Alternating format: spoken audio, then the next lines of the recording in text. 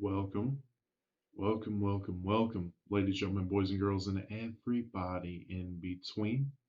Jackie has a sports show, and you yourself right there, sitting down at work, driving, whatever you're doing, you are listening to the very sports show, and I'm much appreciated. For those watching on YouTube, got a new camera, testing it out. Looks a little clearer, looks a little better. Of course, we'll ultimately decide whether or not to keep it. It has a light, may use it. Touch. Don't exactly know how to turn it on uh, accurately right now, but got a new camera using it. My lady got it for me. Let me know what you think of it in the comments of the YouTube channel. Today, we're going to talk Buffalo Bills cleaning some house. We're going to talk about Bianca Belair getting some hate being on the WWE 2K cover. And I'm a little confused. Of course, we'll get into it. Karl Anthony-Towns, torn meniscus, out for the season. We'll talk some Timberwolves. Stephen A. Smith has come out with a list this week of 6 players who deserve statues in front of their respective stadiums. We'll talk about that. And then finally, we'll talk about Mike Tyson versus Jake Paul. And another basketball topic we'll get into is this whole we're done with the 90s thing. And since that was the last topic I talked about, let's do that right now. I got to pop up on my computer. Go away. Sorry about that. We're done with the 90s. It is a movement that has started this past week. Apparently, guys have really went back and watched NBA basketball. Said things like Michael Jordan is just Jaylen Brown with a shoe deal, Gilbert Arenas with an agent. Couldn't go left, couldn't survive this, couldn't survive that. 90s basketball that everybody hypes up is overrated. And you have a couple different aspects of this conversation. You have guys that are treating this as absolute truth. This is what's going on. Michael Jordan isn't even in the GOAT conversation anymore. You have guys that are just doing this to annoy old heads who treat 90s basketball as the ultimate version of basketball and this can never be touched. And you have a bunch of old heads getting very upset about this. Here's my take. It has been known It has been known for a while now that athletics, sports, outside of a handful of players, is always peaking. Athletics in the world has never peaked, and it never will peak because treatments are always getting better, training is always getting better, knowledge of the body is always getting better, the sport is always evolving. 2023 basketball is nothing like 1993 basketball. It's just not. In terms of rules, in terms of pacing, in terms of style, it is nothing like 1993 basketball. That is why you've seen the conversation come up with the whole should we start labeling goats of that era and not just GOAT, right? Kareem Abdul Jabbar isn't Michael Jordan. Michael Jordan isn't LeBron James, right? This is a guy who, in the GOAT conversation, I lean LeBron James. Okay? LeBron is the GOAT of the 2000s and probably the 2010s. So 2000 to 2020, that's LeBron. MJ is 90s. Larry and Bird is 80s, whichever one you want to pick. Kareem is 70s. Russell is 60s. That I think that is perfectly acceptable. Because even then, 70s basketball was not 60s basketball. 80s basketball was not 70s basketball. 90s basketball was not 80s basketball. 2000s basketball was not 90s. So on, so on, so on. And that is going to keep going till the end of time. This entire thing is just annoying. The people who take it seriously on both sides, you got to learn not to take yourself so seriously. The people that are just saying we're done with the 90s and trying to discredit everything Michael Jordan did and the talent that Michael Jordan was, you're just an annoying twat. And the most annoying part about that is they are very happy to be called annoying twats. Why? Stop being an annoying twat. It's funny. You're 15. You're a child. And I know there's some people that are in their 20s that have that kind of mindset. You're a child. Grow up. Just saying things to be annoying is stupid. It's childish. Do you need a coloring book? Do you want a popsicle? Do you want a hat with a little spinner on top? You fucking toddler. Stop. That's my whole opinion on the thing. Athletics is progressing. It progresses every single year, every single decade, and that's going to keep going until the sun swallows the earth. That's just what it's going to be. So, discrediting everything Michael Jordan did, everything Hakeem Olajuwon, or Patrick Ewing, or Charles Barkley, or anybody who played in the 90s, everybody outside of Karl Malone, you can do whatever to that guy. But, but outside of that, stop. It's annoying, and it doesn't say to me that you're some like funny troll. It doesn't say to me that, oh, you really know basketball and old heads are just living in nostalgia. It just shows me that you're a childish loser, right? Anyways, some more basketball talk. Karl Anthony-Towns has torn his meniscus and is out for the remainder of the NBA season. Luckily, they are saying that he should be good for early in the playoffs, whether that means early in the first round, so the Timberwolves are not in a 3-0 hole or 2-1 hole when he comes back. Not sure, but it did say early in the playoffs, so that does mean first round. And the Timberwolves are good enough. The Timberwolves sit, I believe, one game ahead of the Oklahoma City Thunder with the first seed in the West. Without Karl Anthony-Towns, that offense is definitely going to get a lot worse. A lot worse. It shows this season when he's on the floor, their offensive efficiency. Because I should have put like rating, because I believe this is rating. It's like 116.5, and it drops to 106.1 without him, which 10 points is a lot. 10.4 points, that's a lot.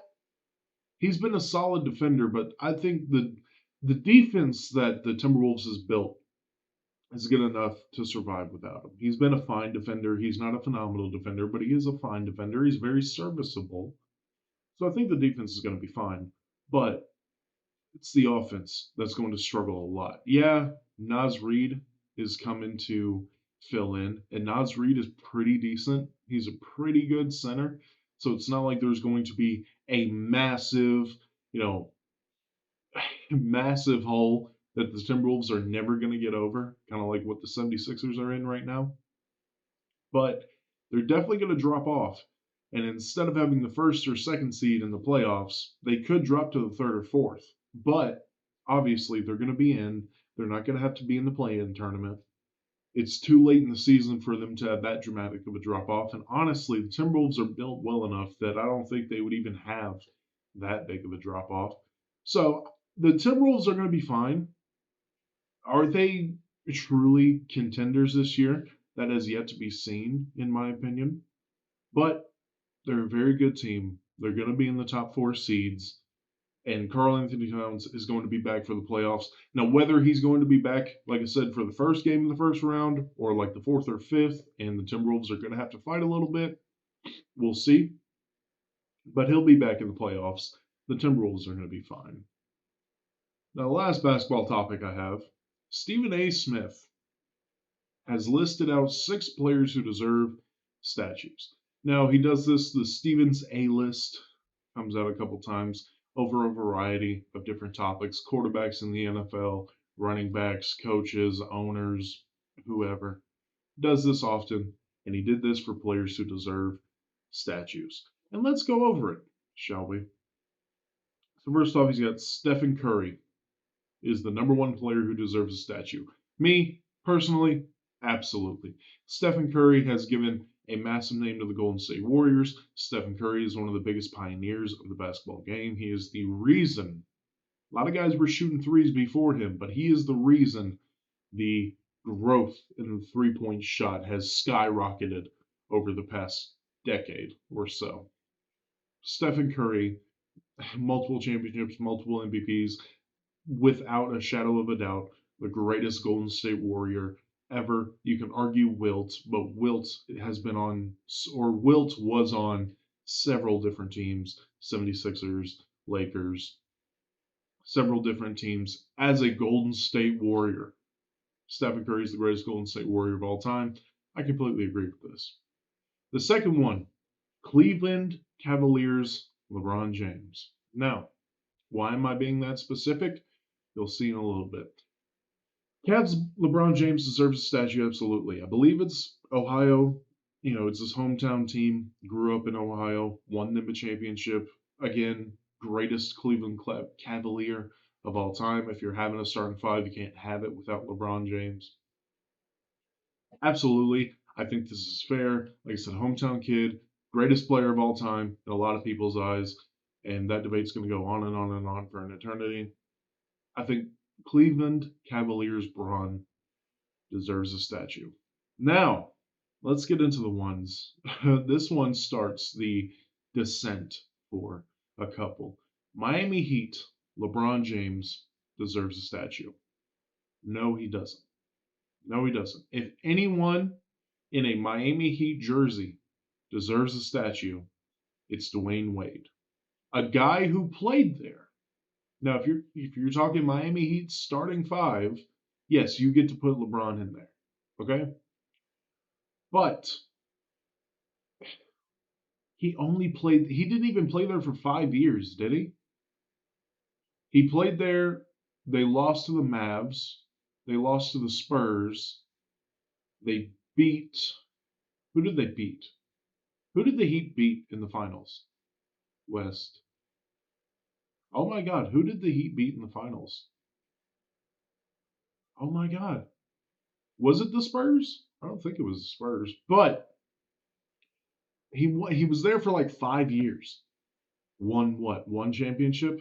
Maybe two? A guy who's been there 5 years deserves a statue there? No. No. And I hate this goes into the whole conversation of like, LeBron James is not one of the greatest Lakers of all time. He's just not. LeBron James got there in 2019, so he's been there for 5 years. Hasn't won an MVP with them. Won a ring, I believe won Finals MVP, but outside of that, nothing. Nothing. Like, he's a great player, and as we've stated, LeBron James is, if not the GOAT, one of the GOATs of all time. GOATs, greatest of all time. Good one, Jack. But he's not, when you talk about all-time greatest Lakers, it's going to take a little bit to get to him because of what he has done in LA. I don't care. This is what I hate. Tom Brady is not one of the greatest Buccaneers of all time. Joe Montana is not one of the greatest Chiefs of all time. Jamal Charles is not one of the greatest Jaguars of all time. Aaron Rodgers is not one of the greatest Jets of all time. The list goes on and on and on and on. Taking an all-time player and just shoving them up the list of a team's all-time great players just because of their name is stupid disrespectful to everybody that put their blood, sweat, and tears into an organization. It's disrespectful. And I don't do that. Miami Heat LeBron James does not deserve a statue in Miami. Now the fourth one. Klay Thompson and Draymond Green deserve a statue along with Stephen Curry. No. Don't get me wrong. Klay Thompson and Draymond Green were stupid important to the finals teams in Golden State. No one can deny that. No one can take it from them. No. No. Were the Warriors the dynasty of the 2010s? Yes. Well, late 2010s, I believe it was more. Well, there wasn't really a dynasty in the early 2010s outside of like maybe you can argue the Spurs. But definitely late 2010s, definitely the Warriors. But that doesn't mean Klay Thompson and Draymond Green get a statue along with Stephen Curry. The guy who deserves a statue is Stephen Curry. Maybe Steve Kerr along with him. Not Klay and not Draymond. And the sixth and final player, or I guess fifth. Why did I put six players? There's five. Unless I completely missed one, and let me know if I missed one. Giannis Antetokounmpo deserves a statue in Milwaukee. This one, Giannis is my favorite player in the NBA. I believe I've said that a couple times when I've talked NBA basketball on this show. Absolutely, Giannis is one. Giannis is one of the greatest players of all time. He's a Hall of Famer. Definitely going to be the player. Well, not going to be player of the decade, but was the best player in the league from like 2018 up until 2021, 2022. So definitely, he did bring a title to Milwaukee, but it's not like it was their first title. Is he the greatest Milwaukee Buck to play the game? I'm not sure. I mean, Kareem was there. I believe Kareem played most of his career in Milwaukee, or it was like a perfectly even split between Milwaukee and LA, but I believe Kareem played most of his career in Milwaukee. So does Giannis deserve a statue? I think when I originally wrote this list, I was like, oh yeah, no, that's a no-brainer. But really, it's not. Statues go to guys who were the best player of that city. Unless, well, I guess it depends on how you do it. Because if you have like a row of statues of like, these are all our guys, that's fine. But like, if you go like, the Nashville Predators have a statue of Pekka Rinne outside of their stadium because he's the best player to ever play in Nashville. You can argue Mike Weber. You can argue Philip Forsberg, Roman Josi, Shea Weber. You can argue Mike Weber. That's who I meant. Why did I say Mike Weber? I guess I thought of Mike Fisher as well.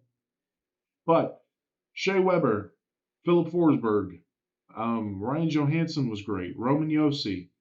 UC is decent, but he's not Pekka Rinne. Pekka Rinne is the greatest Nashville Predator to ever step on the ice. Unfortunate name for our Nashville NHL team. But his statue is outside the arena, and he absolutely deserves that. Is Giannis the greatest Milwaukee Buck of all time? No. Is Giannis very important? And has Giannis brought the Milwaukee Bucks back to relevancy? Sure.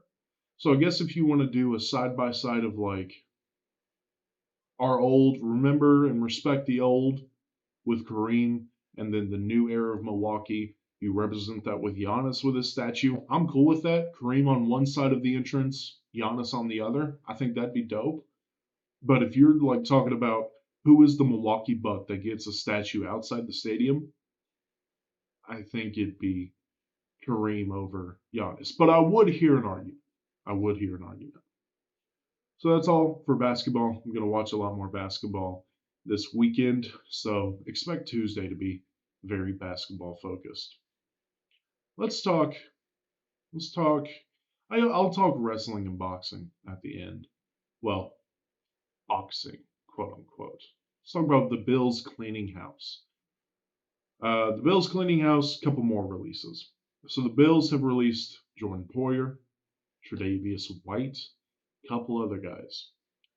And I've been saying this entire offseason, this entire season really, that the Buffalo Bills window is shut. If it wasn't shut, it was a skosh. Skosh. That means just a little bit. Had a lineman coach that was his favorite saying. Just skosh. Just move over skosh. Skosh means a little bit. They need to reset. They need to retool. Is Sean McDermott the guy to be head coaching them? Not sure. Of course, there's been no real signs that he's going to be let go this offseason, but if it's not this offseason, it's probably next offseason that they're going to get a coaching change. But the roster is old. The roster is beat up. The roster needs a lot of new things. Now, Jordan Poyer is a very capable safety. Let's not take that away from him. Tre'Davious White, one of the best corners in the league when he's healthy. Let's not take that away from him. That's the problem, though. Tre'Davious White is always hurt. Always hurt. Is he going to get picked up? Absolutely. Tre'Davious White, like I said, when healthy, is one of the best corners in the league. So for the 6, 7, 8 games you get him, you're getting one of the best corners in the league. Jordan Poyer is aging, but he's definitely not a hot commodity, but he's definitely going to get picked up. Probably going to start on the team next season. But this is positive in my eyes for the Buffalo Bills. The Buffalo Bills are showing, hey, we need some changes. Are they going to do every change that I think they need to do? Probably not. But this is definitely a start. And this is definitely a positive sign that the Buffalo Bills are like, okay, we need to retool. We need to reset. We need to take this seriously. So, Jordan Poyer, Tre'Davious White, the rest of the guys that got released, I know I'm forgetting a couple. I know I'm forgetting at least one big name. But these guys are going to go on another team and probably produce pretty good. But the Bills need some changes. So if I'm a Buffalo Bills fan, I'm taking this pretty positively. The Denver Broncos have released Justin Simmons. Justin Simmons, respected as one of the best safeties in the league. I believe when you line up safeties and not separating between strong and free, I believe the top safeties in the league are Minkah Fitzpatrick, Justin Simmons, and probably Derwin James, top 3 safeties. So Justin Simmons going to get a lot of calls. Hopefully he comes to the Titans. We really need some safety help. Is he? He's one of the best safeties in the league. Like let's not get it twisted. He's 30 years old. So him being one of the best safeties in the league is not going to last long. First of all, I was shocked when I heard he was 30 years old. I'm going to be honest. I was shocked when I heard Justin Simmons was already 30 years old. But for now, he's one of the best safeties in the league. He's going to get picked up somewhere. Like I said, hopefully it's with the Titans. Like I said, you can say he's 30. You can say his talent's about to drop off. The Titans have Terrell Edmunds. Justin Simmons is definitely better than Terrell Edmunds. No hate on Terrell Edmunds, but Justin Simmons is better. We're fine with Amani Hooker, but we need someone next to him. We need that Kevin Byard replacement. Now, getting Justin Simmons, is that a lateral move? We'll see. But that's what I think about the Broncos releasing Justin Simmons. The Seahawks have released both their safeties, their safety duo in Quandre Diggs and Jamal Adams. Jamal Adams' play definitely took a dive this season. And it's weird because I think that them as a tandem were okay. Obviously, that defense needs changes, but that's more on the defensive line than the secondary. The secondary is actually the strong part, in my opinion. They got a lot of talent, a lot of young talent. You know, Kobe Bryant, Devin Witherspoon, Tariq Woolen, a lot of young talent in that secondary. And maybe this is just a move to also get younger. As I said, Pete Carroll is no longer there anymore, but Pete Carroll was really trying to build the Legion of Boom V2 with drafting Tariq Woolen, drafting Devin Witherspoon top 10, which actually I kind of laughed at because obviously, Christian Watson, I believe his name was, the guy who got picked up by the Commanders, and then no, it was Christian Gonzalez who got picked up by the Patriots later in the first round, and I forget the Commanders. My boy over on the On Accord Pod might get a little upset with me. Then again, he hated watching the guy play, but I thought that he was pretty much CB3, but it turns out he's probably CB1 because he played really good this season. But they were trying to build Legion of Boom V2. And like I said, maybe this is a move to get younger. Quandre Diggs and Jamal Adams, like Justin Simmons, like Jordan Poyer and Tre'Davious White, are going to get picked up. They aren't what they used to be, but they're still very solid options. So I see the Seahawks just same with the Bills. Hey, we need some changes. We probably need to get a little younger. We want to build this defense into a young, good defense. And getting rid of Jamal Adams and Quandre Diggs, looks like that was on the checklist. Either way, the NFL free agency is heating up. A couple deals being signed, a couple players still looking for spots to go. I'm waiting for the day that it comes across my phone that Derrick Henry has signed a deal with the Cowboys or with the Ravens or whoever, and I'm going to fall to my knees and be inconsolable for a little bit. But it's heating up, which is fun. Draft is heating up. Obviously, the combine finished up. I believe I talked a little bit about the combine this past Tuesday. Go check that out. Let's get into some combat sports. Bianca Belair is getting some hate for being on the WWE 2K cover, which is a little strange to me, being that the hate mostly comes from what I've heard. And I want to make this clear. I have not seen with my own two eyes the hate that Bianca Belair has received. I'm going to be upfront about that. I just saw random people posting about how people are hating on Bianca Belair now because of the WWE 2K cover. Some people I follow on TikTok and some people I respect on TikTok have seen this, have responded to it, have asked what the hate is about.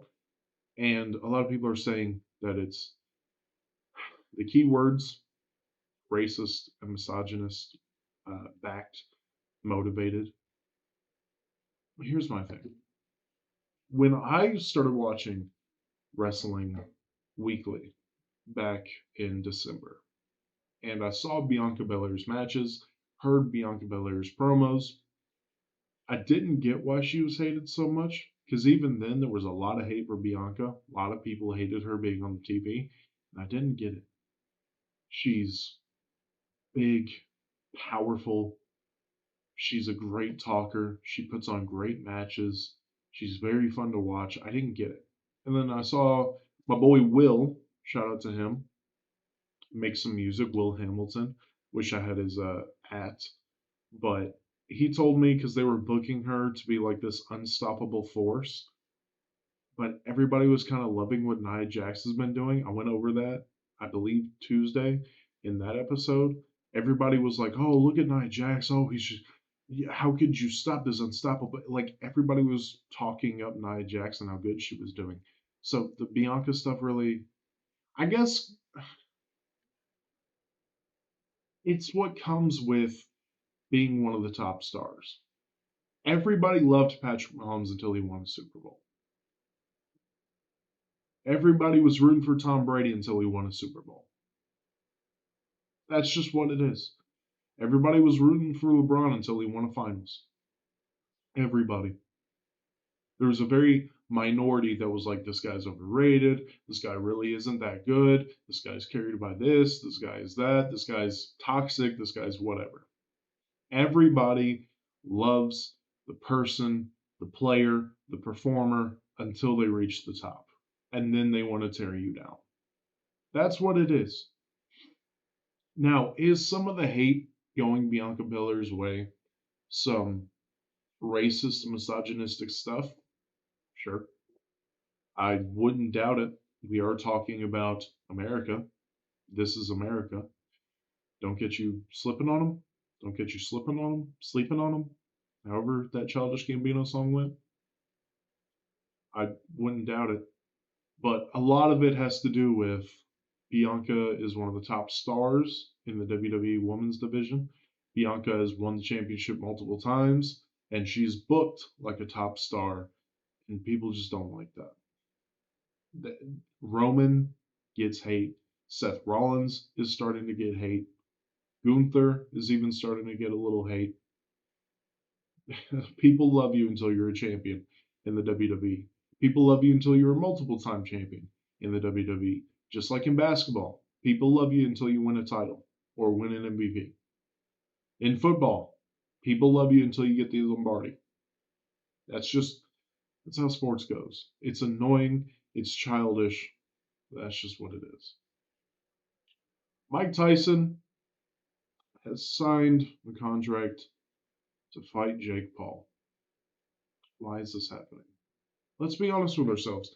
Why is this happening? And I don't know why I say it like that because I don't think I've seen a single person that is like, yay, I get to watch Jake Paul, a wannabe boxer, fight one of the greatest boxers of all time who's almost 60 years old. Seen a single person. Who wanted this? Who made this? Jake Paul. And I made this point in the video I made about this. I was in the generation that grew up unable to not hear about the Paul brothers. And while, if you were in a room alone with both Paul brothers and there was a shotgun next to you, you're probably turning it on yourself. Logan has always been the more tolerable one. Logan has his own issues. The attitude that sometimes he came with, the consistent crypto scams, the whining about not being able to bring Prime stuff into an arena, even though that arena couldn't have Prime in it because they were not sponsored by Prime, whining about that. There's a couple things that Logan does that make him a weird person. He's still much better than Jake. And the reason I'm talking about this, Logan Paul is doing great things in the WWE. Watching Logan Paul in the WWE pisses a lot of people off because he's so good at it. He's a natural talker, he's a natural heel, and he's stupid talented, doing great stuff in the WWE. Jake Paul is taking the nails of the coffin in boxing and just hammering it over and over and over. Each and every single nail, Jake Paul is holding the hammer. Because he's putting on fake, dumb shit, gimmick boxing matches. Nate Diaz, Nate Robinson, who's the other UFC fighter that he beat? I believe he fought him twice. It wasn't Tyson Fury. I think that they wanted to box. Who was it? No, that's going to piss me off that I can't think of it. But Nate Robinson, Nate Diaz, just fake boxing matches against I believe he fought. No, that was a different one. I think Lev Bell fought Frank Gore. But just stupid gimmick boxing matches. He's a wannabe boxer. And who wins with this? If Mike Tyson gets knocked out by Jake Paul, it stains Mike Tyson's legacy already more than Mike Tyson's legacy is already stained with all his criminal shit that he did. If Jake Paul gets knocked out by Mike Tyson, you just got knocked out by a 60-year-old man. One of the greatest boxers of all time, yes. One of the greatest boxers who is 40 years removed from his prime. And you want to be taken seriously as a boxer. Who wins with this? What is this? And honestly, if you pay to watch this, if you go to the arena to watch this, or you buy the pay-per-view, you are part of the problem as well. You are. I don't care if you're buying it just for the meme of it, just for the joke of it. You're still filling the pockets of morons that think stuff like 57-year-old Mike Tyson versus Jake Paul is an okay thing to put on. That's all I got. Check out my other podcast, Red Light Homies, comes out every Monday at noon. New episode coming out this Monday, but we do have an episode talking about hobbies that came out this week, so go check that out. Follow me on the socials, Twitter at JJester615. Follow the show's Twitter at Jackie's Show. And follow me on TikTok. I try to post 3, 4, 5 times a day. Today was pretty slow. Wasn't able to do a lot of videos today, but go check that out. JackieBoySports. Email me questions, comments, concerns, whatever you want to do. Old JackieBoy1021 @gmail.com. That is OLE JackieBoy1021 @gmail.com. And make sure you like, rate, and share the show, especially rating and especially sharing. That's what really gets this out to a lot more people. I love you, and I'll see y'all on Tuesday. Peace.